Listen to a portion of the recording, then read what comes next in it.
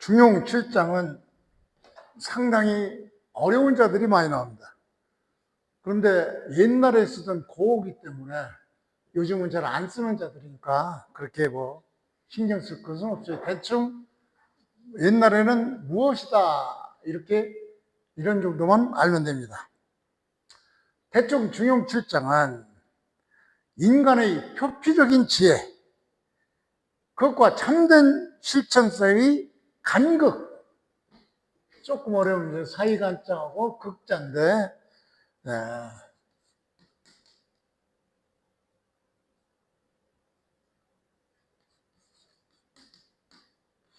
이 극자가 좀 어렵죠. 극자인데 바로 틈극이요. 갈라지다 이런 거.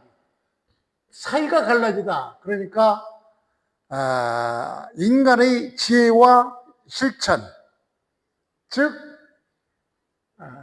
지행 이렇게 얘기할 때 지식과 행위, 이 간극이죠. 두 사이, 이것을 두 사이의 틈을 아주 날카롭게 지적하는 장이 바로 중용 7장입니다. 공자는 이미 과유불급이라고 했죠. 지혜가 지나친 나머지 자신의 지혜를 믿고 중용의도를 벗어나 권모술수로부터 부귀영화를 꾀하지만 자신의 거물과 함정 속에 빠져드는 재앙을 불러오게 된다는 것을 모르죠. 뒤늦게 중용의도를 깨닫는다고 할지라도 결국은 한 달도 지키지 못하고 또다시 그 거물과 그 함정 속에 향하고 말죠. 그것을 전제로 해서 본문을 보기로 하겠습니다.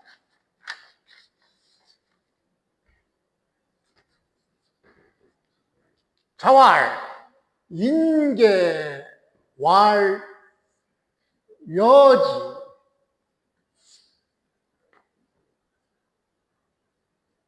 공자가 말했죠. 사람들은 모두, 조가 되겠죠. 왈의 목적절에 조지. 사람들은 모두 말한다. 뭘? 여지. 내가 똑똑하다고 말한다. 이런 얘기죠. 그러니까 여지는 내가 안다. 내가 잘 안다. 사람들은 이렇게 말한다. 이런 얘기죠. 여기서 해석상 아주 어려운 문제가 나와요. 이 여를 누구로 해석하느냐, 이 문제 가지고 문제가 많습니다. 우선 이 인과 여가 같다, 이런 의미로, 그러니까 공자가 말하기를 사람들은 자기가 똑똑하다고 대개 사람들은 그렇게 말한다. 이게 바로 정현과 제가 주로 보는 중용장구의 주 입장은 이렇게 해석을 해요. 그런데 제가 즐겨보고 있는 도울의 그 해석책은 이 여를 공자가 말했기 때문에 여는 이게 공자다, 이렇게 해석을 했어요. 아주 독특한 양반이라 그렇게 해석할 수도 있겠지만, 저는 그냥 일단 인과 여를 같이 보는 주자, 정현의 입장을 따라서 먼저 해석을 하겠습니다. 그리고 나중에 잠깐 이 여를 공자가 말했기 때문에 이 여는 공자다, 이렇게 보는 도의 해석도 조금 보기로 하겠습니다. 그래서 본문은 공자는 말했죠. 사람들은 모두 말한다. 자기가 똑똑하다고, 자기가 뭘 안다고 말한다, 이런 얘기죠. 잘난 체한다. 자기가 뭘 안다.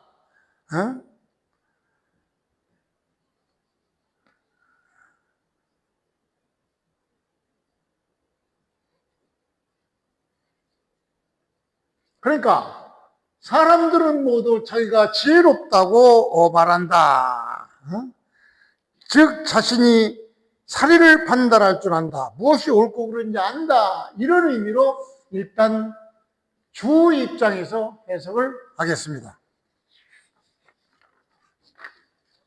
이렇게 자기가 잘 안다고 하면서도 어떤 함정에 빠지느냐. 구이, 납제, 고확, 여자도 아주 옛날 자라 아주 여러 가지로 해석들을 풀이도 하고 그러는데 그냥 주 입장에서 저는 해석을 하겠습니다. 함정지중, 이 함정자도 아주 뭐 여러 가지로 쓰고 있어요. 그러니까 지금 여기서 나오는 한자들은 옛날에 썼던 그런 어떤 기구나 이런 것들의 이름이기 때문에 아주 2500년대에 썼던 그런 그 한자이기 때문에 조금 읽기를 조금 그렇게 차이가 되는데 그러니라 하고 대충 알아도 별 차이가 없어요. 그래서 여기서 구는 뭐냐? 구 바로 몰아붙이다, 몰구자예요. 몰아붙이다. 그리고 또 답은 뭐냐? 들여보내다, 받아들이다. 납세할 때 이게 납자죠. 납세. 세금을 받아들이다. 그러니까 몰아서 받아들이다 이런 얘기죠. 무엇을? 죄는 항상 얘기했죠. 이건 지어라고 그랬죠. 지어.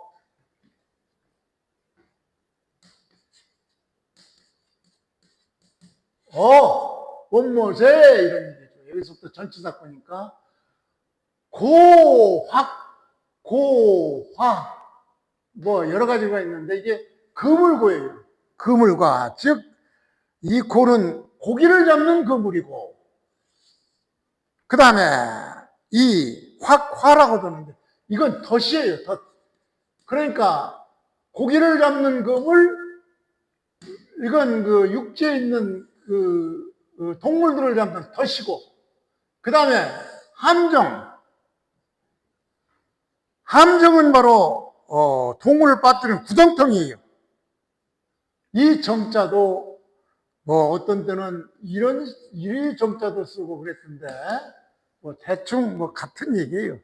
그러니까 바로 이 가운데 그러니까 고기를 잡는 그물과 산짐승을 잡는 덫과 그리고 함정이라는 거는 이런 평평한 데 구덩이를 파놓고 나무를 싹 덮으면 이게 여기에 빠져버리면 그냥 뭐지. 이거는 이런 걸 함정이라고 그러죠. 이런 함정 가운데에 그 사람을 몰아서 이렇게 집어넣는다 이런 얘기죠. 그러니까 사람들을 몰아서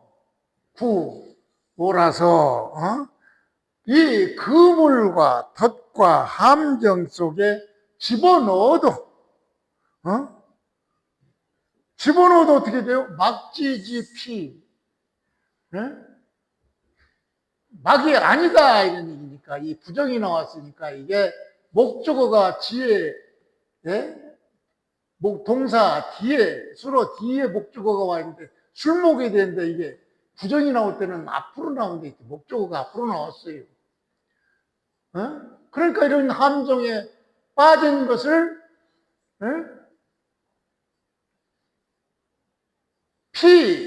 피하는 것을 알지 못한다 이런 얘기죠. 여기서 지자와 지는 이 지하고 같이 써요.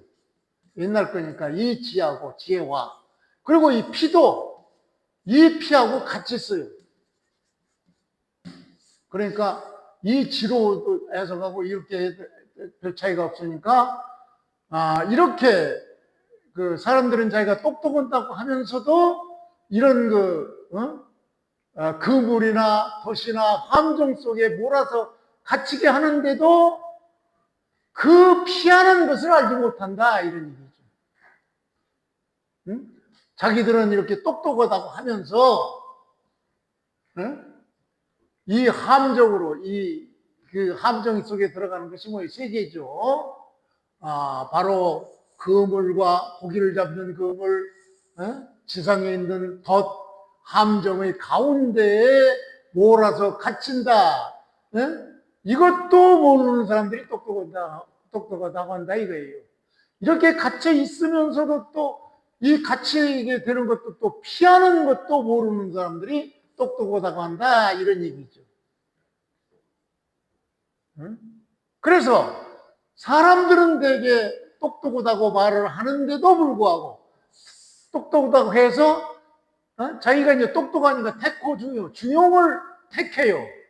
그런데도 불구하고 불능 기월 수야 그래봤자 불이 있으니까 수가 앞에 나와야 되는데 지키지 못한다. 뭐를?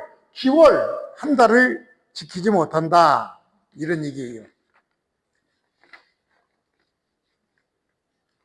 그러니까 사람들은 모두 지혜롭다고 이렇게 장담을 하지만 자신이 지혜롭다고 말은 하지만 막상 그들은 그물과 덫과 함정 속 거기에 몰아넣어도 함정임을 알고 이렇게 함정임을 알고 그 다음에 피해야 되는데 그것을 피하지 못한다 이런 얘기죠. 그래서 이 고화 함정 이것은 바로 실제 사냥꾼이 함정만을 말하는 것이 아니에요. 이것은 바로 뭐를 의미하느냐? 인생에 있어 그 유혹이죠. 또 욕망이고 명예고 이익이고 권력이고 감정적 판단을 감정적 판단 등을 인간을 빠뜨리게 하는 함정이라고 보면 돼요. 그래서 인계왈 이어지는 사람들은 모두 나를 지혜롭다고 말한다고 이것은 공자가 중용을 선택하는 문제를 제시하는 것이죠.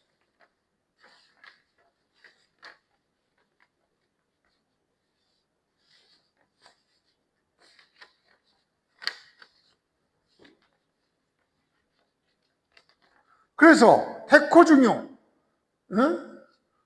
자기들이 사람들은 모두 자기가 영리하다고 말을 하니까 그래서 중용을 택해요 일단. 그럼에도 불능기월수지 바로 이 한 달을 지키지 못한다. 여기서 중요한 기월을 때 기 이건 이따가 이제 중용장구에서 또 설명이 되겠지만 이 기라는 것은 달의 모습이 그래 보름달의 모습이 있으면 이 보름달의 모습이 다시 보름달으로 되는 그 기간을 얘기해요. 그러니까 한 달이죠. 기라는 것은 바로 달의 모습이 다시 같은 모습으로 되돌아오는 그 기간을 말하니까 기월은 바로 한 달을 얘기하는 거예요. 그 한 달을 지키지 못한다. 불능. 즉 중용을 선택할 줄 안다고 하면서도 한 달 동안 그것을 지키지 못한다. 즉 무엇이 옳은지는 안다고 말하지만 정작 그것을 지속적으로 실천하지 못한다. 이런 얘기예요.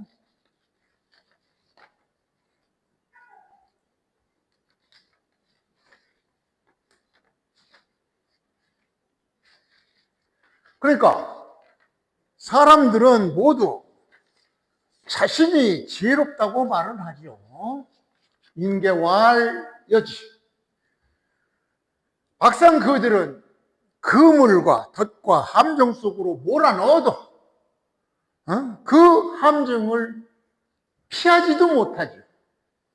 일단 그 함정을 피하지도 못하고 또 영리하다고 하면서 중용을 택하면서도 또 한 달을 또 지키지를 못하죠.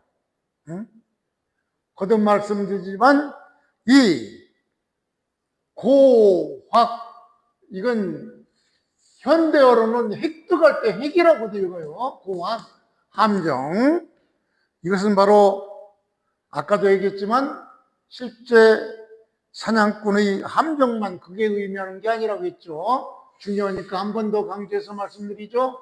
바로 이것은 인간의 유혹, 욕망, 명예, 이 권력, 감정적 판단 등 인간을 빠뜨리는 그런 함정을 상징한다는 것을 거듭 강조드립니다. 그래서 이 함정에 빠져서 영리하다고 하는데 빠져나오는 방법도 모르고 설도 영리하다고 해서 중용을 택한다고 해도 한 달도 지키지 못하는 것이 바로 뭐예요? 우리 인간이다. 이런 얘기죠. 즉 중용을 선택할 줄 안다고 하면서도 한 달 동안 그것을 지키지 못한다. 즉 무엇이 옳은지는 안다고 말하지만 정작 그것을 지속적으로 실천하지 못한다. 이런 얘기죠. 그래서 조금 어려운데 중용장구 요거를 한번 보기로 하죠. 그러면은 주자는 이 부분을 어떻게 해석했느냐? 그물고죠. 고는 망이야 그랬어요. 응? 즉 고는 망이다. 그물이다. 고는 물고기를 잡는 그런 그물이다. 이런 얘기죠. 그리고 이 확은 바로 기암이다. 기암이라는 거 뭐냐? 짐승을 잡기 위해서 기계적으로 장치를 해놓는 거예요. 기계적인 장치, 기암. 응? 그러니까 기암이라는 것은 바로 짐승들이 들어가면 빠져나오지 못하도록 만든 덫, 우리 같은 그런 장치를 말이에요. 그 다음에 함정은 뭐야? 갱치다. 이런 얘기예요. 바로 함정, 구덩이와 함정이다. 이런 얘기죠.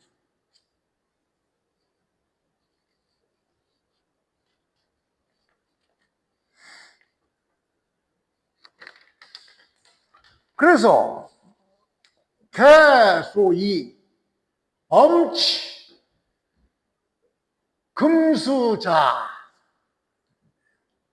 개는 모두죠. 모두. 이 세 개 모두. 그물과, 또 이 덫과 함정, 이 모두들이요. 이 개는 바로 소위 A 그래가지고 이 소위 플러스 동사. 이래서 뭐뭐 하는 수단, 뭐뭐 하기 위한 것, 그러니까 엄치하기 위한 것 이런 얘기죠. 이 개는 세 개라고 그랬죠. 그러니까 고와 화와 함정은 모두 뭐냐? 엄치하기 위한 것. 엄치하는 건 뭐냐? 금수죠. 짐승과 날짐승과 들짐승, 새와 짐승이죠. 새금자, 새와 짐승. 즉 동물을 사로잡기 위한 그런 그 도구들이다. 이런 얘기.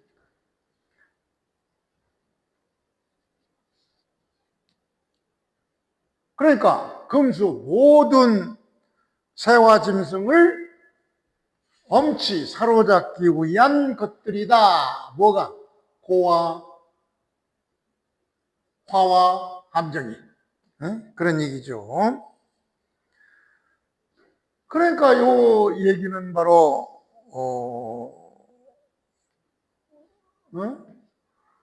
고는 그물이고 확은 덫이며 함정은 구덩이와 함정이지. 그러니까 이건 모두 짐승들을 사로잡기 위한 도구다. 이런 얘기예요. 그 다음에 택호중용. 호중용, 중용을 선택하는 거. 이것은 바로 뭐냐? 변별, 중리, 모든 이치를, 모든 이치를 변별하는 것이며, 이구, 소의, 이른바 중용을 구하는 것이다. 이런 거죠. 이른바 중용을 구하는 것이다. 즉 상장은 7장 앞장이니까 6장이죠. 즉 6장은 6장에서 뭐가 나와요? 호문. 묻기를 좋아하죠. 육장에서 말한 묻기를 좋아하고 용지 중지사 중용을 쓰는 사용하는 일이다 이런 얘기죠. 그러니까 육장은 묻기를 좋아하는 거, 그래 중용을 쓰는 거 이것이 이거 얘기죠. 그래서 기월 잡 이건 아주 옛날 얘기라 요즘은 거의 안 쓰죠. 잡이란 얘기인데 이 잡은 뭐와 같으냐? 주와 같아요. 주. 두루 돌다 이런 얘기니까 바로 기월 잡 1월 야 이 얘기는 이 잡이라는 것은 바로 한 바퀴 돌다 이런 얘기죠. 그래서 이 기월이라는 것은 바로 한 달이 한 바퀴 도는 것이다 이 얘기.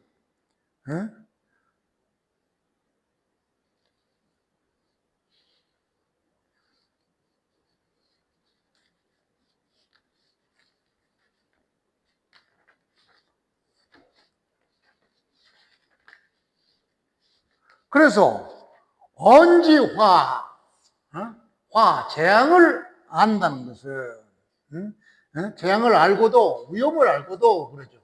부지피, 재앙을 알고도 피 이건 요 피하고도 같이 쓴다고 그러죠.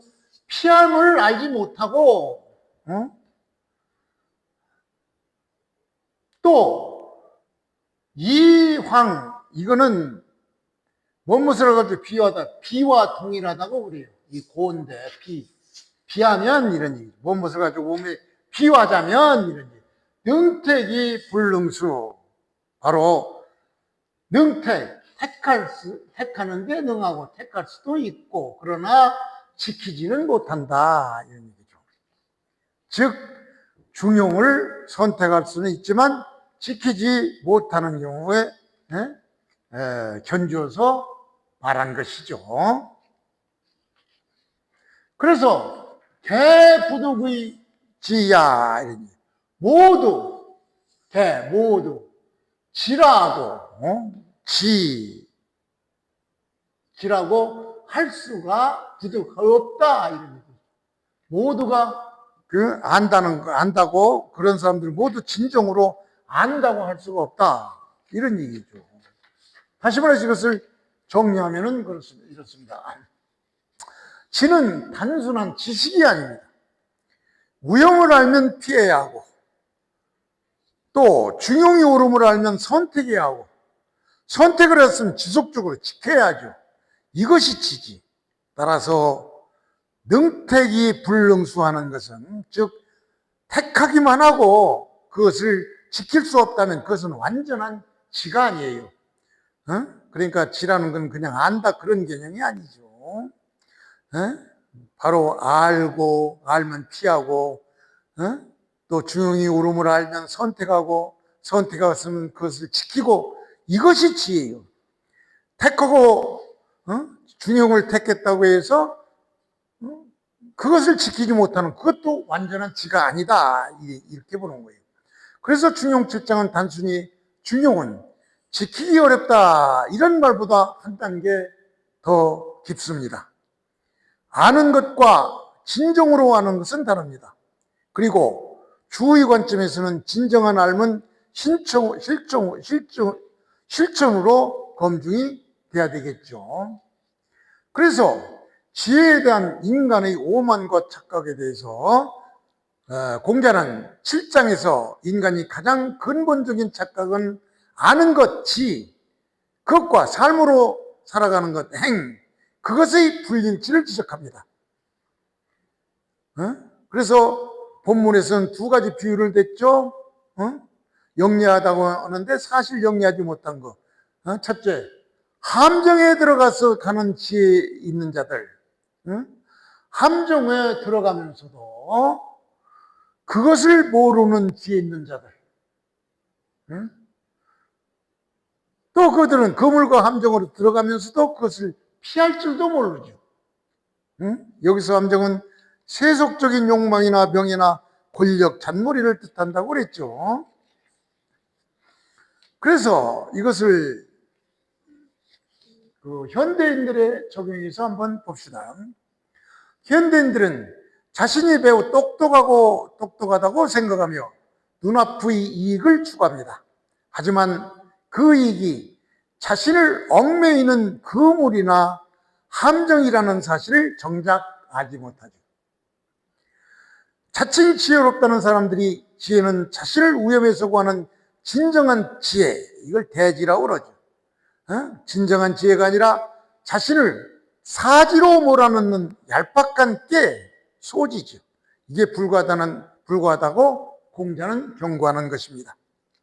그래서 지식과 실천의 그 틈, 간극은 바로 중용을 선택했다면 한 달은 중용을 선택했다고 하면서 한 달을 지속하지 못하는 못하는 것, 즉 아는 것과 선택하는 것은 쉽지만 이것을 일상에서 꾸준히 습관적으로 유지하는 것은 차원이 다른 문제입니다. 중용은 순간의 깨달음이 아니라 지속적인 자기결제와 실천 영역인 것입니다.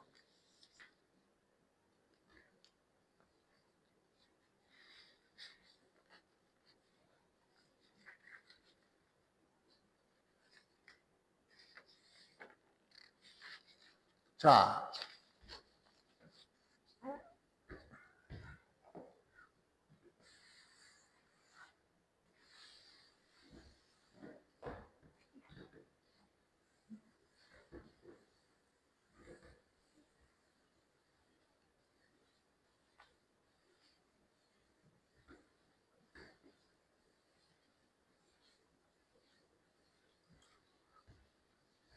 그러면은 6장과 7장을 대비해서 보겠습니다.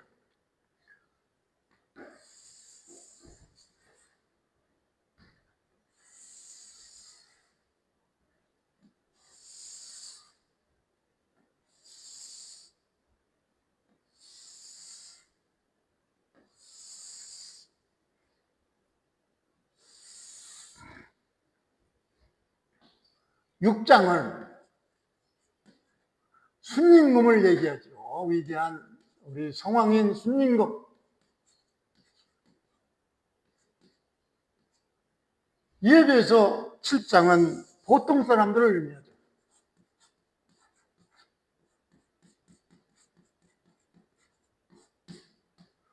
그래서 순임금은 대지를 가졌죠. 큰 지혜를 가졌다고 했어요. 그래서 보통 사람들은 스스로가 자칭 스스로가 지혜롭다고 이렇게 얘기를 하죠.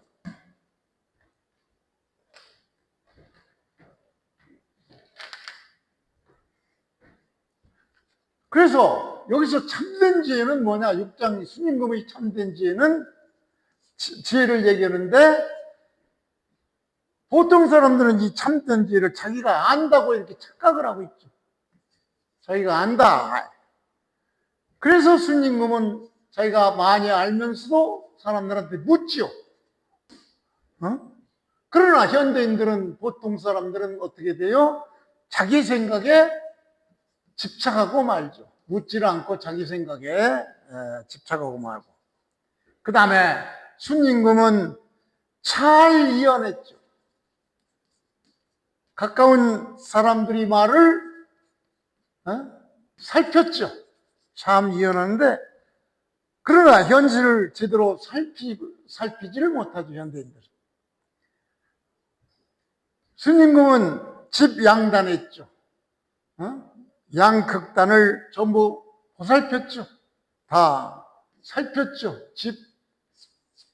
집양단.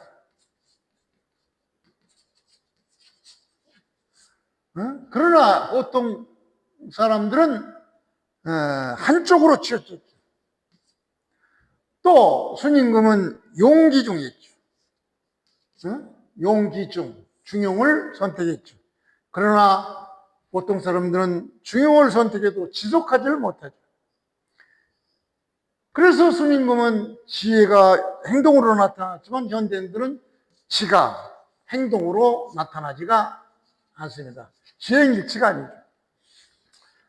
그래서 6장 순임금은 바로 순기대지여, 아주 순임금은 큰 지혜를 가진 사람인데 그럼에도 불구하고 호문하고 이찰언하고 직기양병하고 직기양단하고 용기중하고 이런 사람이죠. 이 대지를 행동으로 증명하는 지혜를 가지고 있는 사람이 순임금인데 비해서 실장의 보통 사람들은 나는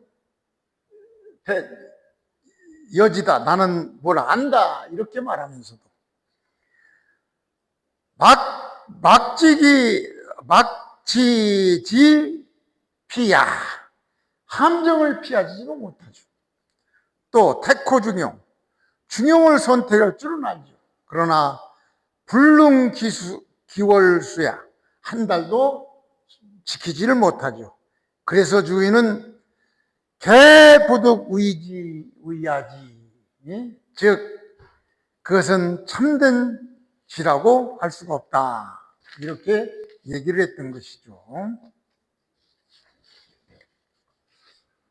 처음에 제가 이 인계왈 여지에서 여가 이 자가 말했으니까 공자다 이렇게 얘기했는데, 이렇게 얘기한 게 아니라 이렇게 도올 선생은 그 책에서 이렇게 설명을 하고 있어요. 아주 이 부분을 몇 장을 거쳐서 설명을 했더라고요.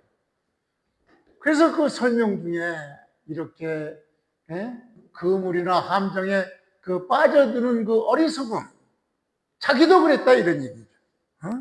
이 휘몰아치는 함정에도 나는 피할 줄을 몰랐다, 공자도 피할 줄을 몰랐다. 그 예를 노나라 권력투쟁에서 공자가 사만시들한테 철저히 당했죠. 그래서 나중에는 계시한테 당해서 노나라를 떠나는 그런 과정. 그건 어리석었기 때문에 그렇다 이래요. 함정에 빠져서 자기가. 그 다음에 주류 철을 하면서 세상을 떠돌아다니면서도 어디서 광지방에서 구류를 당한 일이 있었죠. 이것도 바로 함정에 빠져들었다 이런. 그 다음에 주나라에서 사마 환태에게 죽임을 당할 뻔한 일도 있었죠. 그 다음에 진체지역에서도 상당히 고생을 했죠. 이런 것들이 바로 도올 선생은 사람들은 공자를 아주 지식이 많은 사람이라고 공자가 이렇게 말했다고 하는데, 그 공자의 그 허점에 대한 그 사실들을 이렇게 예를 들면서 해설을 해놨더라고요. 그러니까 이거는 그냥 참조만 하세요. 책이 워낙 여러 페이지를 할애해서 이 자활인지여 할 때 이여가 공자다 이런 개념으로 설명을 해놨기 때문에 그 점에 대해서 제가 약간 맛배기만 보인 것입니다.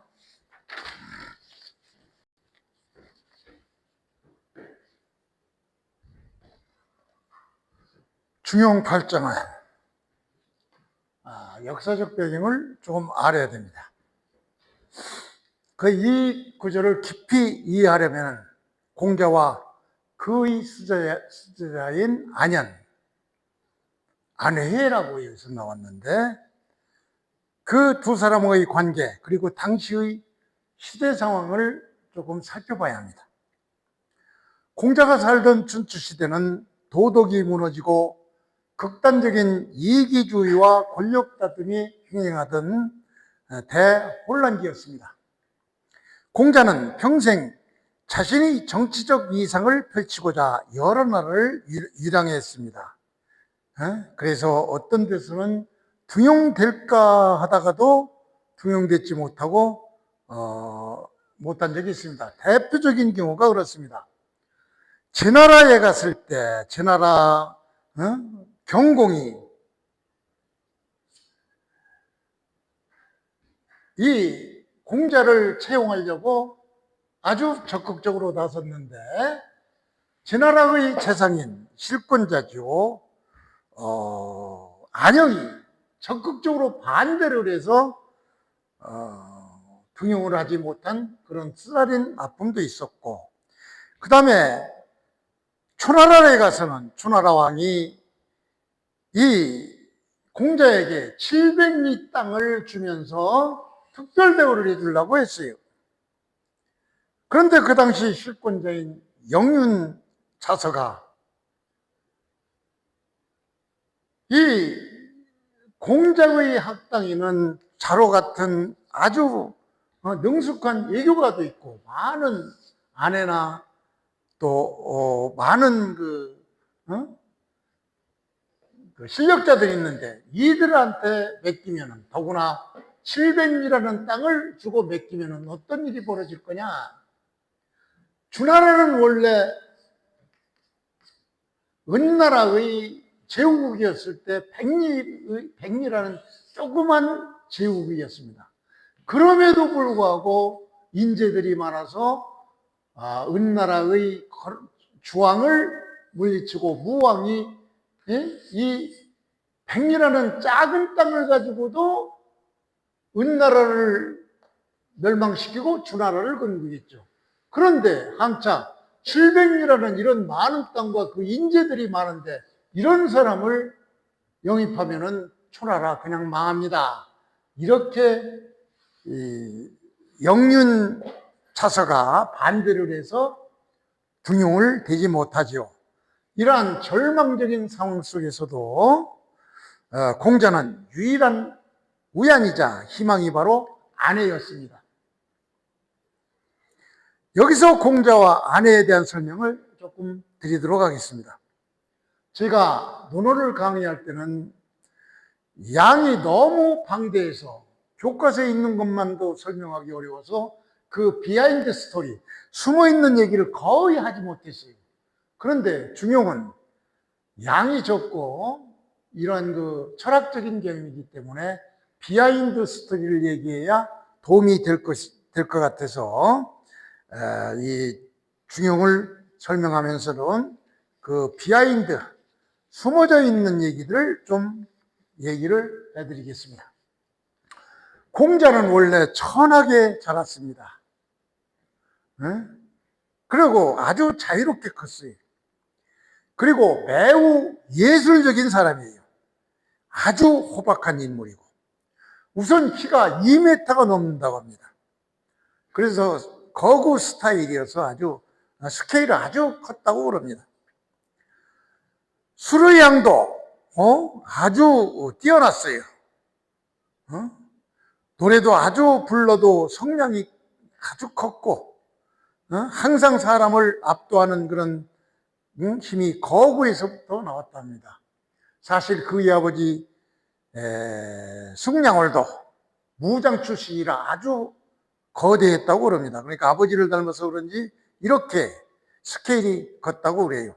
이에 비해서 아내는 소심하고 내성적이고 착실하고 치열한 실천가였어요. 공자가 지향하는 모든 이념의 이상적인 구현체였어요. 그래서 공자 가어나 사기나 열전이나 여기에서 이런 얘기가 나옵니다. 아내는 29살에 머리카락이 하얗게 됐다고 그래요. 공자가어에는 이 아내의 그 일찍 죽음에 대한 감탄을 하기 위해서 31살에 죽었다고 이렇게 표기가 되어 있는데, 이거는 여러 증거 자료에서 사실이 아닌 것이 거의 그 다수설입니다. 다시 말해서 사마천 사기의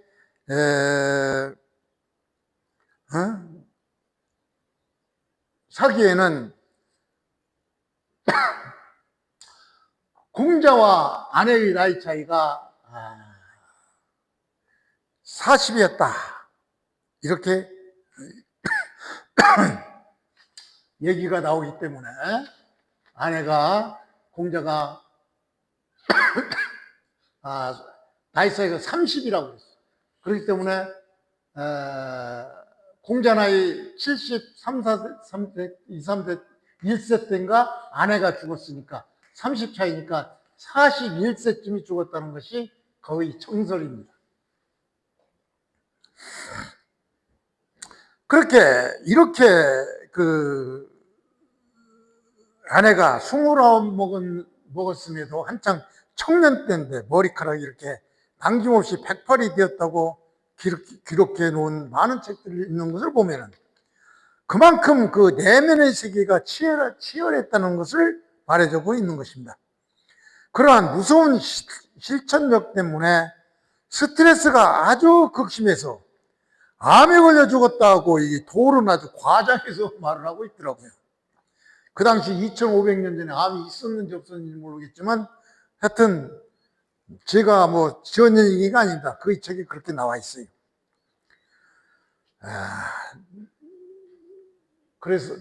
그리고 아까 얘기했던 가의 아내가 31살에 죽었다고 말하고 있으나 가의 아내에 대한 요절을 너무 과장해서 말한 것이라고 이렇게 볼 수가 있죠. 즉 아내가 죽었을 때 나이가 41세를 보아야 되는 이유가 바로 사마천 사계의 중리 제자 본전에 나와 있어요.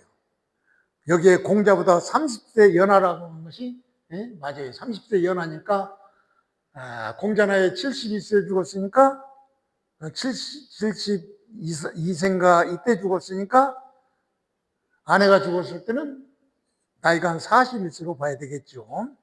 이렇게 아내가 41세로도 너무 일찍 죽으니까 공자는 마구 울부짖었죠.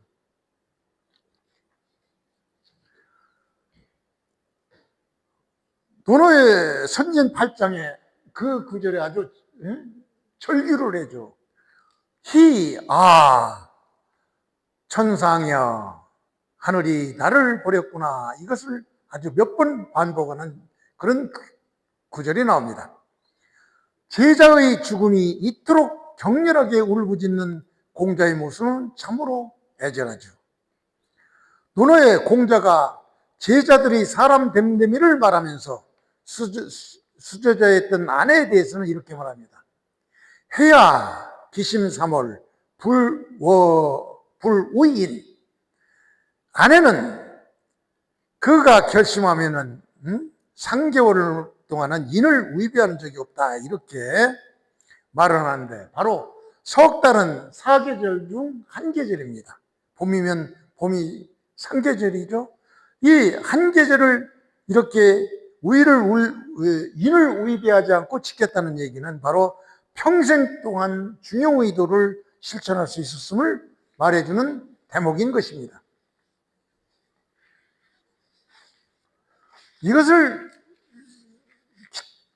기초로 해서 본문을 해석해 보겠습니다. 공자는 말했죠. 해지 우이냐. 해, 여기서는 아내죠. 아내의 우인, 사람 됨됨이는 이런 얘기죠. 그러니까 아내의 사람 됨됨이론 말 같으면은 바로 태코 중용하고 득일성하면은 즉 권권복응하고 이 불실지의하느니라 이렇게 얘기를 했죠. 즉 태코 중용, 중용을 택하면 이런 얘기죠. 득일성, 득은 여기는 깨닫다 이런 얘기예요. 그러니까 한계를 깨달으면 바로 한계는 중용의 이치의 한계를 깨달으면은 이런 얘기죠. 여기서 조금 옛날 얘기가 나오는데 권권복응 이건 사자성어로도 많이 나오는 얘기죠. 권권 복응, 복응, 권권 복응. 요걸 한글 국어사전에 찾아보면 이렇게 나와요. 마음에 새겨 잊어버리지 않고 간직함 이렇게 나오죠. 근데 여기서 해석은 조금 어렵게 나오죠. 권권복의에서 권권이라는 것은 바로 뭘 얘기하느냐. 두 손으로 이 권이죠.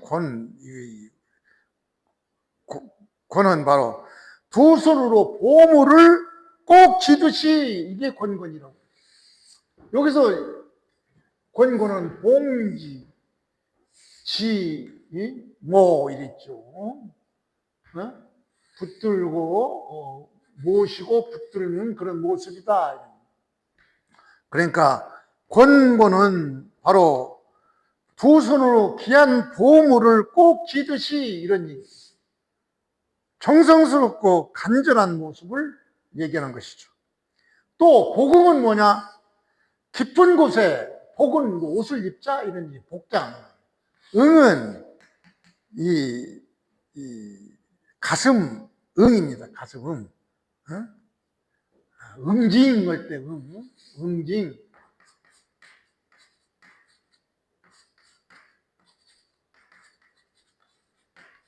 응징할 때 응이죠. 그러니까 깊은 곳에 옷을 입듯이 정성스럽게 품는다. 이것이 복음이에요. 그러니까 이 얘기는 바로 아내는 좋은 깨달음을 얻으면은 절대로 머리로만 알고 끝내지 않고 가슴으로 품어 산다. 이런 뜻이에요.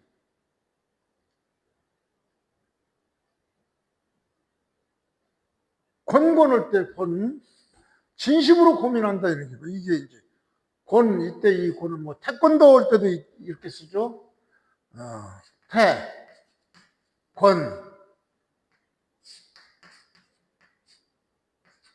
태권도 할 때도 이 권을. 그러니까 바로 진정으로 마음을 쓰면서 노력한다 이런 얘기죠. 그 복음은 모두 가슴에 품는 그런 얘기들이니까. 그래서 이렇게 깨달음을 얻고서 절대로 머리만 알지 않고 가슴으로 품어 이렇게 살아왔기 때문에 불실치 이 중용을 잃지 않는다 이런 얘기예요. 그것을 놓치거나 잃지 않는다. 그러니까 아내는 중용을 택하고 어떤 중용의 귀중한 어떤 좋은 점을 하나 찾으면 어떻게 하느냐? 진심으로 고뇌하면서 가슴에 품고 그것을 잃는 법이 없죠. 이게 본문의 해석입니다. 이게 문어체고, 이게 구어체인 중용장구에서는 이것을 어떻게 해석했느냐? 중용장구를 보죠. 해는 공자, 제자, 안연명이다 이렇게 왔어요. 구어체니까. 그러니까 해는 주어죠. 이게 수업을 하고 보면 되죠. 뭐 명사가 몇 개씩 모여 있는데 공자, 제자, 안연, 명 전부 명사지만 해는 공자, 제자의 안연이다 이런 얘기.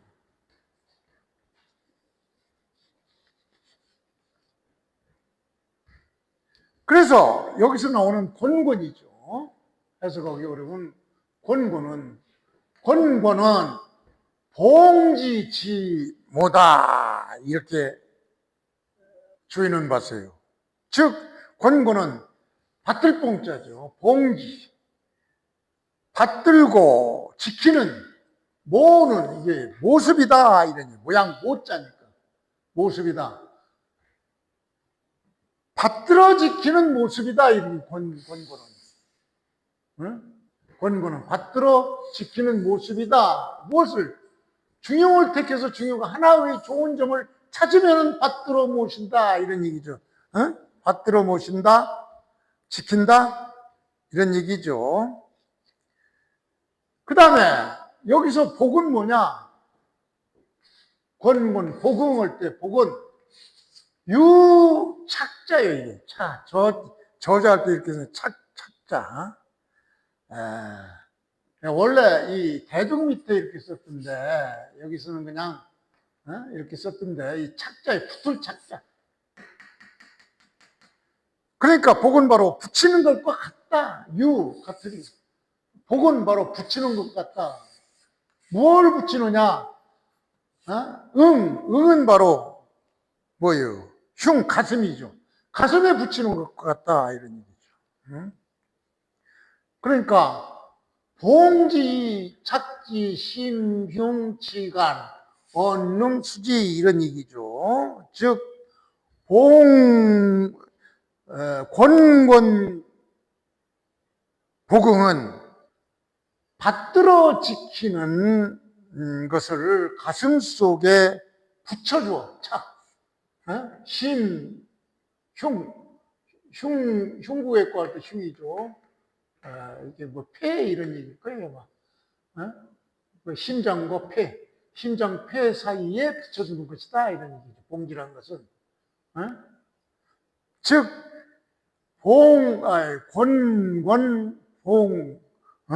권권복응은 받들어 지키는 것을 가슴속에 붙여주게 되는 것이니 이것은 바로 중용을 택하는 데 그치지 않고 반드시 지킨다. 그래가지고 말하자면은 지킨다는 얘기다 이런 얘기죠. 그래서 아내는 아마도 진지야 이런 얘기예요. 지는 진실로 부사로 바뀌었죠. 지를 진실로 안다. 무엇을 중용을. 그러니까 아내는 아마도 중용을 진실로 알았던 것 같다 이런 얘기죠. 그러므로 능택 중용을 택할 수도 있고 등용을 지킬 수도 있다. 이와 같이 여차 우와 같이. 그래서 차행치 소위 무과 불급. 그래서 이것을 실천하는데 바로 지나침이나 불급, 이침이 없고 또 도를 밝히는 데 있어서의 소위 까닭, 그런 까닭이다 이런 얘기죠. 그러니까 이것을 실천하는 데 있어서 지나침이나 부족함이 없고 도가 밝혀짐에 있어서 도가 밝혀지기에는 소위 까닭인 것이다. 이렇게 주자는 중용 8장에 있는 원문을 이렇게 구어체로 해석을 했습니다. 그러면은 곤장의 철학적 사고를 더듬어 보죠. 여기서 지와 행의 합일, 지행합일, 또 선택과 지킴, 무엇을 선택했으면 지키는 것. 즉 중용은 그것을 아는 것만으로, 지만으로는 부족하죠. 깨달은 바, 극일선유, 깨달은 바를 삶 속에 끊임없이 지켜나는 실천력이 바로 복응이죠. 그것이 결합되어야 비로소 완성된다. 이렇게 보는 것입니다. 그래서 단편적인 깨달음인 일선은 처음부터 이 완벽한 성인이 되는 사람은 없어요. 아내 역시 일상에서 만나는 작고 소소한 하나의 일선을 발견할 때마다 소중히 여겨 가슴에 새겼습니다. 이러한 작은 실천들이 쌓여 거대한 인격이 완성이 되는 것이죠. 자, 여기서 중요한 것은 불실이죠. 지성의 힘, 잃지 않는 것, 그것을. 즉, 지속성의 힘, 불실. 지속성의 힘이죠. 순간의 열심은 누구라도 할 수 있죠. 이를 잃지 않고 지속하는 것, 불실은 극히 어렵습니다. 중용 8장은 도덕적 의지력이 단순한 의욕을 넘어 습관과 생명력으로 순화해야 함을 강조합니다. 이것을 현대적으로 재새겨 보죠. 현대사회는 지식과 정보가 넘쳐납니다. 하지만 아는 것이 내 것이 되지는 않습니다. 주용 8장의 우리에게 던지는 질문은 이렇습니다. 당신이 얻은 오늘의 작은 깨달음, 그것을 일성이라고 하죠. 그 작은 깨달음 하나가 당신은 얼마나 가슴 깊이 품고 실천하고 계십니까? 이렇게 질문을 던져보고 싶습니다.